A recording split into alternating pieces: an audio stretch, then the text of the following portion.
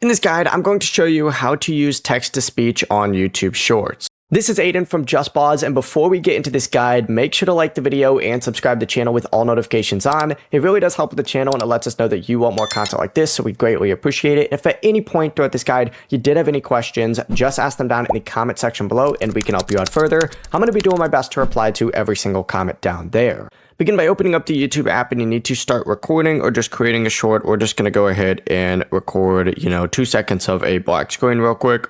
But from here, what you need to do is just hit this checkbox, select text, and then go ahead and type in whatever you want to say. Like, let's say it says subscribe, right? Once you go ahead and type this in, what you need to do is just go ahead and tap add voice up in the top. Like if you select this, you'll see add voice. Select it, and then you could choose whoever you want, like Emma, Sophia, Jared, Oliver. It doesn't really matter. Choose whatever you want.